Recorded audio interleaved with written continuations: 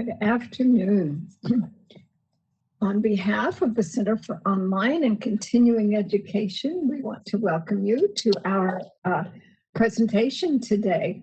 Now that we have been getting into this whole online thing for a while, and so now it's time to think about taking a deeper dive into those videos that are such an all-important part of engagement. Our expert on that today is Marcela Ramirez, who is a digital media coordinator, one of the amazing media team that we have with COSI. So thank you so much for joining us today. Please know that you can put any comments into the chat, and you can also raise your hand to ask to have your mic unmuted. And Marcela has said that anytime you want to come up with questions, please feel free. Thank you so much. Thank you, Judy. Appreciate it. Welcome, everybody, to my presentation on creating quality, engaging videos. I'm going to be talking a little bit about why this matters, and just a little bit of background. I actually started out as a student here at COSI, and I found being on the other side of, I was a student. My last semester, I started interning here, and being an online student, and then doing the work that we do now, I actually understand and see a little bit more of the need of media in online courses. So the objectives of this presentation is going to be to identify pedagogical justifications and the inclusion of the media. So why this is important, I'm going to be giving you personal anecdotes and information about how me as a student, I found, and I find now there's this media in online courses so important. We're going to discuss the types of media presence in a quality online course, the effective practices that I consider that you would be able to use in your courses, and also we're going to review how COSI can assist you when developing a course with us, and can incorporate media content in your online courses. So why do online courses need media? Well, engagement is the first. So there's been a lot of times that a lot of courses that I've personally found that I could go half of a semester and I would not know who my teacher is, or probably I didn't have like that I guess will or it wasn't like open for me to to reach out to that professor. I didn't feel that there was like this personal connection. Teacher presence, it's one of the things that I find most important, because when you put out sort of like an introduction of yourself, immediately you're giving your students a face to the to the person that is teaching this course. And again, just as a personal experience, sometimes I didn't even know who my professor was. I'm sure that I wrote to TAs thinking that they were my professors, and because the comments or discussions or emails came, specifically from the TA and not the professor. Also to enhance the course content and clarify difficult topics. So as a student, you're learning and you're teaching yourself basically, because professors are putting the content out there. And for me, as my personal experience, English is my second language, and anxiety just of having an online course and having the whole I'm gonna have to separate time to learn all this content by myself. I need to separate hours, time management. So there is anxiety already of learning in an online environment. In my case, it was learning English, as I was studying something new. And then so all of those things, it was, it was already a little bit of, of difficulty. And then going into a course that there is not a clear understanding of where the course starts, what it's supposed to be the topic for that week, or what is expected of me for that week. So that just added, to that anxiety already. And the other one, it's a sense of community. So just like I mentioned, there was sometimes I didn't feel like writing my professor because I didn't feel that there was, a connection. It was sort of like writing somebody that, that I don't even know about, about my course, or about a question that I have about something that I read. Online programs and online courses, there is this organization called Quality Matters that is nationally recognized, and they actually offer certifications for and has rubrics that you can actually follow, so you can have your online course up to their standards. One of the things that it can assist and enhance that, it's media. We can ask Mary to just give us a quick rundown of what the Quality Matters component is and how important that is in the media part is in that. Of course. Anytime I get to talk about Quality Matters, I am excited about it. I am the Quality Matters coordinator for COSI. And basically, it is the national and international quality benchmark for online courses. And they have been around for about 10 years, and they provide 8 general standards for quality course design. And what Marcela is covering today is one of those. Actually, it touches on several of the standards, but she said it really beautifully in her introduction when she talked about making the course easy to navigate for students so they can concentrate on their learning, reducing that anxiety, and making students prepared for their learning. So this is something that we can do with that forethought that goes into the design. And another big component is that social learning. That is one of the ways that it is built into the course design is through creating a sense of community, and the media is fundamental in doing that. So Marcela asked me to, jump in whenever you guys have any questions about the Quality Matters aspect of her presentation. So I'm here also in the background because I'm moderating the chat, but if you need any clarifications, I'll be here. Thank you, Mary. Do we have any questions? Jonathan had a comment. Jonathan, I didn't know if you wanted to open your mic and comment about it, or just let us share it. Oh, that's fine. So I just said, just adding in a welcome video, I find is an easy starting point, because I know oftentimes for faculty like myself, sometimes it may be overwhelmed to add videos in, and you're like, where do I start? How do I do this?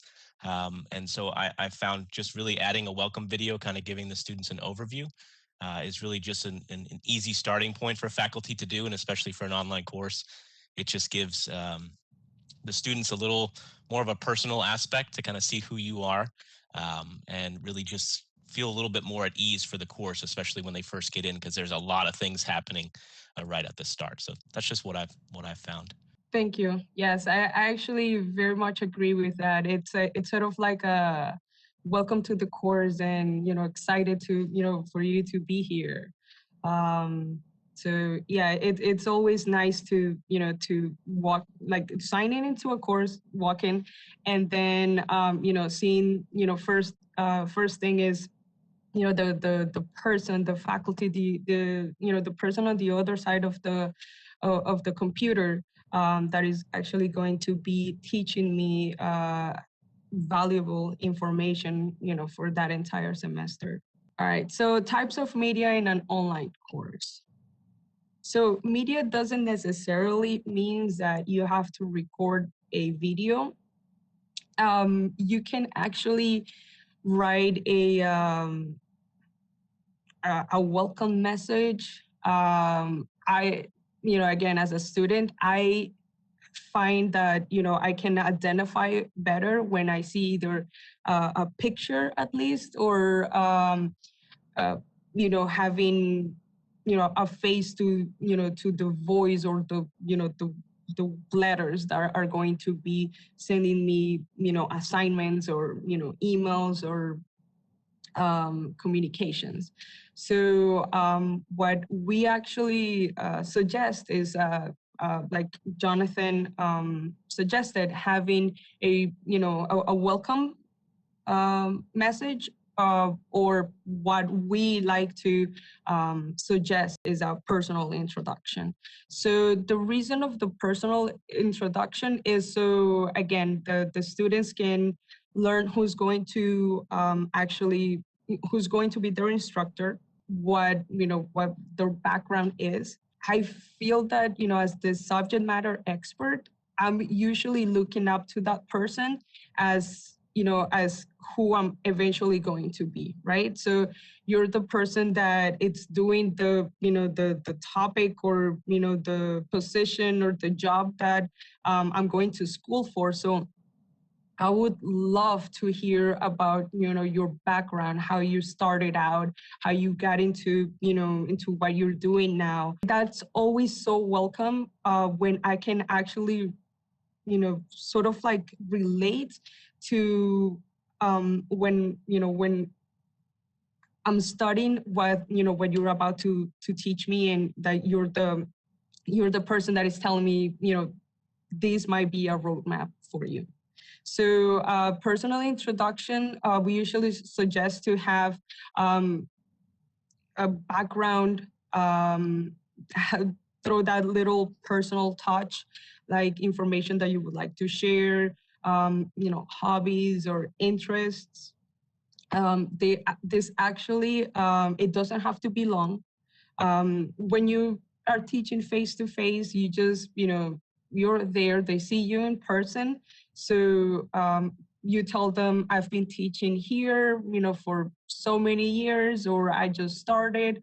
And then, then you start talking about, like what the course is about. So it's sort of like translating that face-to-face interaction with the students that can actually attend to the the campus courses, giving them sort of like the same experience to to the online students. If you're doing a video, it doesn't have to be super long. It can be 2 to 5 minutes. It all depends on the amount of information that you want to share. If you don't want to do a video, again, just in text form, you can just put up your picture, which we highly encourage, and then write the information that that you would like to share with the students. One recommendation that we do have is to so you can use the same content for different courses that you teach, is to avoid mentioning the course number. That's especially if you're using if you're doing a recording. That way you can reuse the the video. So if you're doing a voice recording, or if you're doing a video, try to stay away from mentioning welcome to the spring term, or welcome to the summer, summer 2021. That way you can use that video for future terms. Oh, this also it actually assists with one of the QM standards, which is the self-introductory, with the instructor. Then the second recommendation we have is the course introduction. So again, it doesn't have to be in video or voice recording, but it's just something that that the student can actually have as a go-to in the course. So for me, this one is the one that has left the most impression to me, because the course introduction, it basically sets the structure of the course, right? So when you talk about what you're going to, me as a student, I'm going to be seeing, what I'm going to be doing, what the schedule is, what the flow is, and your personal, as a faculty and the instructor, what your personal take is on the content. I can sort of I guess create an expectation in a roadmap of what the course is going to be. I think that structure, it's one of the main things that I have found that here at COSI has helped when for online courses. So as I was saying about the anxiety of like starting an online course, it's signing into a course and then just having so much information that like probably like 20 pages, and then that's sort of like shocking, because it's like, okay, I have a week to read 20 pages. So with just a small paragraph or a 2-minute video telling them, okay, so every week I'm going to be sending you, I'm going to be opening the unit, or I'm going to be opening the modules. We're going to see this, or just sort of like tell what is it that I said, it's a sort of like a trailer of your course. So you're creating that this summer you will find that, and just having that preview for the students of what they're going to be seeing for that course. So one of the things is that, again, it creates that I already know you, because you introduce yourself in your with your personal introduction, and now you're talking to me about your course. We are already creating a sort of like a sense of community. So unspokenly, yes, because I'm not talking yet to the other students, but we're getting the same communication from the faculty member. The benefit also is that supports anything that you have in writing, and as a student I can just go back and watch the video or read the page, just to have an idea, and have that place that I can go back and and review. Module introductions. So for this one, it's again, it's sort of like it's the trailer, but it's more towards what the topic of that week is. So it's a combination strategy, and it's basically tells the students where this is what you're going to be seeing this week. So week 1, let's say, and then in week 2, you're taking what you saw the last week, and this is what we're seeing this week. So it's sort of like a connector to of a smooth transition of the weeks, of the topics. And again, it's very organized. The student, me as a student, I wouldn't have to be looking having the syllabus, to see, okay, so this week, this is what we're seeing, because it's already, in the module introduction. The module introduction is letting me know, this is what, I'm going to be reading, learning about. This is, the expectation, or this is where, where I'm going to be learning and interacting about, this week. And again, it connects among the, it's sort of like a sub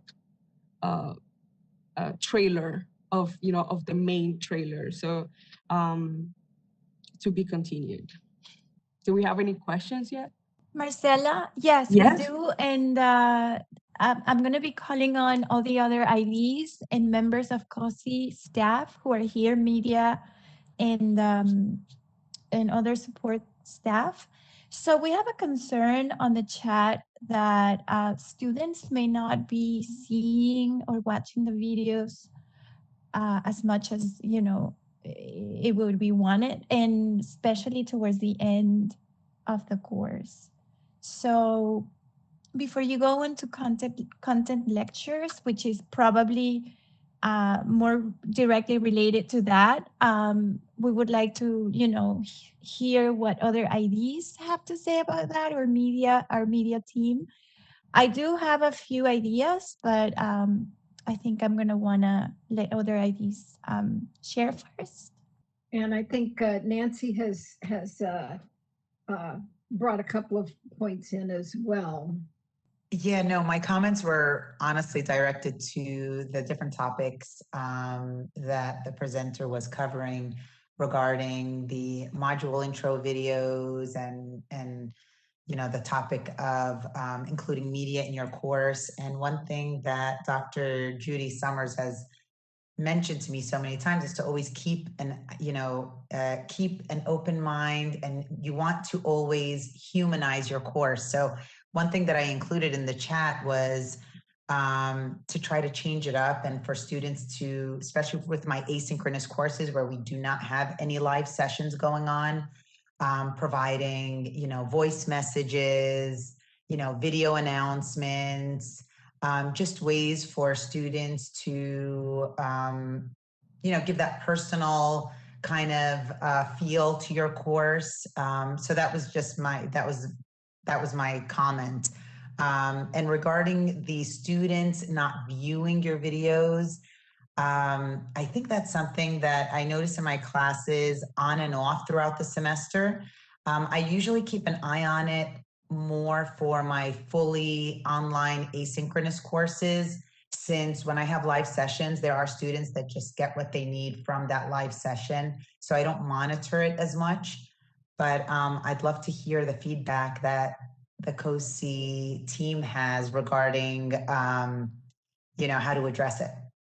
Well, I can give you my personal experience as a, again, as a student and somebody that now works at COSI, building this, assisting building this, media for, for faculty members, for their online courses. The way I see that you will be developing media, it's the same way as the equivalent of, like, if you do 3 problems and solve them in class, and there's not any, like, if there is no any questions, right? So the students might not be asking questions because they understood it the first time, and probably some of them are not even paying attention, but it's always good to have it for those that actually do need that reinforcement. So, for instance, for me, I used to attend, and now I'm taking a certificate, but I watch the live lecture and then I go back and I rewatch it.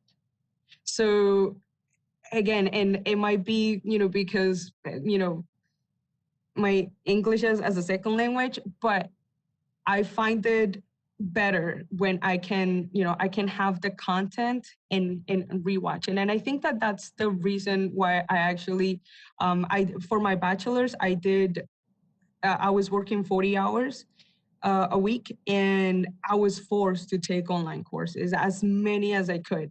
And I actually came to the Boca campus on my last semester. So I didn't even know the Boca campus until, the last semester. So I actually have that experience of like having these courses of not having a lot versus those that, were so easy to navigate because they had more than expected. So I don't, again, in the instructional designers, please jump in. But as a student, I can tell you that I rather have the content and not missing. Marcela, we have Dr. Pfefferlax who would like to participate. She's unmuted, so go ahead. All right, thank you, Mary. So hello, everybody. So in regards to students not watching videos, you could always leave little tidbits of information in there that you then ask about later. And that could, like if you have a quiz, the only way to get that information could be in the video to kind of entice them to watch it. Another thing I noticed, I send a lot of like weekly updates through announcements on Canvas. Every one of my modules does have the whole class has the intro, and every module has an intro that's pretty consistent. But then just to give students a more in-time update of the class and the progress, I send video announcements that they watch. But what I noticed, and I don't know if there's a way in Canvas to do it, is that in order to watch an announcement, like a student can get a word announcement of like a written announcement in their email, but the videos don't come through when you send it through announcement. So in my emails, I have to write, please log into Canvas to watch the video. And it would be great if the videos could actually be sent via email as well when the announcements get sent via email, because then I think that the students would watch them more as well. Sometimes if I really want them to watch it, I'll put it on YouTube, on my FAU YouTube channel or whatever. So that way they just have to click the link without having to log into Canvas. But I think that if there was a way to actually embed the video or a link from Canvas into the announcements that would be sent out, that would help with the students watching it. Yeah, and that's one of the challenges with videos and announcements that I have discovered too. But as far as I know, just the letting them know to watch the announcement, watch the video and the announcements on Canvas. And Marcela, I believe that you can address. We have a question about a quiz embedded in videos. That's a coming attraction, I believe. Is that correct? That's correct. So MediaSite actually recently opened that option. So you can actually create quizzes in between the video. So if you're recording your media and having it in MediaSite, you can actually make it a quizable video, and just like say that you start talking about something, and make it interactive, and you just like choose the time marker and then add a question, and then continue. Once that they have answered, the video continues, and it's integrated now, so it can be graded. Marcela, we have Jessica who has her hand raised. Go ahead, Jess. Hi, thank you. So I raised my hand to address the last commenter. I apologize, I didn't catch their name. It didn't pop up for me, but I really liked the point she made about incentivizing content. So I love the idea of having, maybe a quiz question that relates only to the media, or something to that effect, that students know that, there's the expectation that they watch this lecture content. And I think it's somewhat similar to an in-person class. You're always going to have students that aren't paying attention to the lectures in your in-person class, and you're going to have students that don't watch the lecture content in your online course. But I think that the key is making that content, that media content as meaningful as possible. So in the chat, we were discussing, like having these, and Marcela, I believe you may get to this later, but like having these very specific lecture content videos that are, perhaps there's a best practice that we can suggest in terms of a length, but making sure that the lecture is set up to be as meaningful for students as possible, so that they want to watch the media, they recognize that it's important and they don't want to miss it. So I think that yeah, you're always going to have students that don't participate, but you can set them up for you can set your lectures up to be as digestible as possible. Thank you, everybody, for sharing. So for the content lectures, like Jessica just mentioned, a lot of times, and again, some of the most asked questions when faculty members are moving from face-to-face into online, it's I usually teach this course, for 3 hours. Twice a week. Do I have to make, those 3 hours worth of, of videos or media? No. The answer is you don't have to. The content lectures, actually, they don't have to be, but the suggestion is to have at least no more than 20 minutes. That way it doesn't, the students don't lose the interest, and don't get tired of, like sitting in a computer and then watching something, that is going to be, going on for, like 2-3 hours. I'm not saying that you shouldn't do it. It's just, it's the suggested time is usually 20 minutes.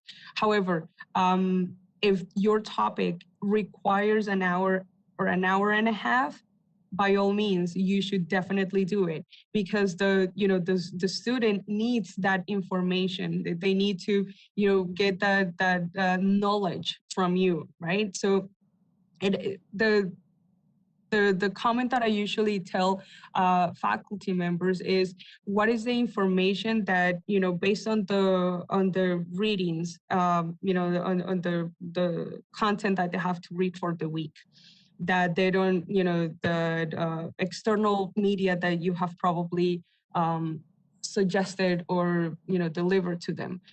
What other thing do you feel that they need, or that you need to go in depth for them to have a better understanding of that week's topic?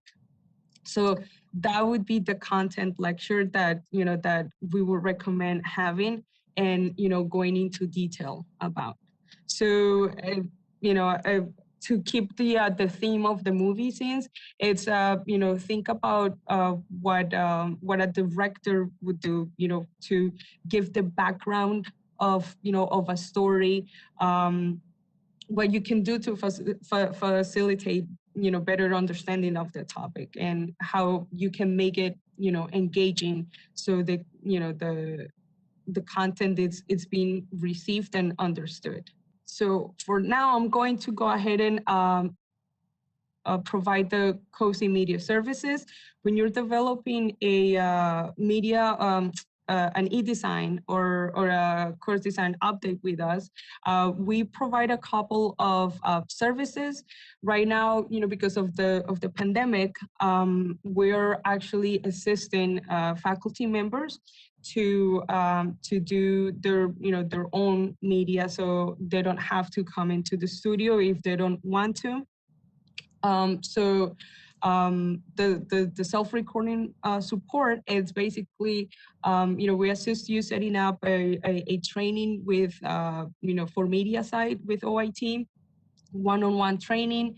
If you're familiar with media side, then, we can just go ahead and discuss what you would be developing, and, we will just give you pointers and, like the lighting, where to put your camera, like eye level, and tips like that. Some other of the tools that you might be able to use is Screencast-O-Matic. They actually have free licenses for up to 15 minutes. So you cannot record more than 15 minutes for free. For longer than that, you probably need to buy the professional license. Loom is actually free if you sign up with your FAU account. And a lot of faculty members have been using Zoom. So actually, Zoom has this new feature where if you create a meeting without students, so you're just going to create a meeting, say it's 12:53, you're gonna create it for 1 o'clock because you're ready to record this week's lecture, right? So you create your meeting for yourself. And then in the settings, you actually click import into media site. So that would actually go, once that you save it, you start the recording and you save it to the cloud, it will automatically go into your media site account. This tip is for Mac users. You can actually use Quicktime, and Quicktime allows you to share your screen as well. So this is what the Zoom looks like. It goes into your media site and it will say my meeting, the date, and then it will show up, and depending on how long, it might show hours later, but it eventually will show up in there. And again, you can use it for doing your personal introduction, which is sort of like what I did in the first one. And then you can also do it for presentations and PowerPoint, which is the lower image on the right. So what is a studio at Cozy, a recording at the Cozy studio? So we actually have a, we're gonna show you sort of like, so you see me talking here. We have a split screen. We have a screen where you can write your notes. If you're going to, be teaching and you have documents where you would like to write on, the screen allows you to. So that's one of the services. So in the studio, we actually moved it where it's big enough so you can actually, you're gonna be safe of 6 feet distance, just what it's recommended by CDC. You would have the, if you want to use, again, the screen to write. We have the use of the teleprompter over there. So if you would like to use that teleprompter, you can, and we can remove this so you can just talk off of the teleprompter. And there is a safe distance between your media assistant, which today mine is Jade. She's all the way in the back. So, and there is a glass partition. So there is safe distance. She's wearing a mask. I had my mask, and when I sat down, I took it off. So that is it. That is all that I had for today. I would like to thank everyone and just open the communication now. If anybody has any questions, feedback. Marcela, we have a question again on the chat about whether or not videos in Zoom can be edited. If either what? I'm sorry, what? Zoom recordings. Yes. What about them? If they can be edited. In MediaSite, they can. Okay. So once that the video is in MediaSite, you can actually, MediaSite has an editor, so you can actually edit it from MediaSite. And thank you, Marcela, for sharing what it looks like when you're actually in there recording. That's an awesome opportunity. Thank you. I gave you a behind the scenes look. Yes.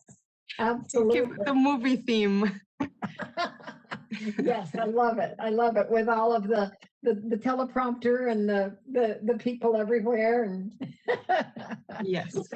we just need, I don't know, we need some fake snow blowing around or something. Well, we'll be sharing this information with you, and we truly appreciate you taking the time to join us today.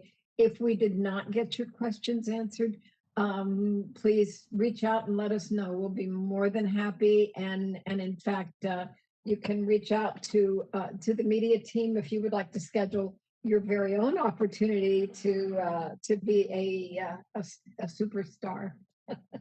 And Lottie, Marcela, thank you for being our hostess today. Thank you. Beautiful job. And I think everybody enjoyed seeing the inside view of the studio. So thanks so much. Thank you. I'm glad. And again, if you have any questions, you can just write to iDesign. If anyone can just chat that and address it to media, we would love to answer any questions. And yeah, thank you so much for the participation and for joining in.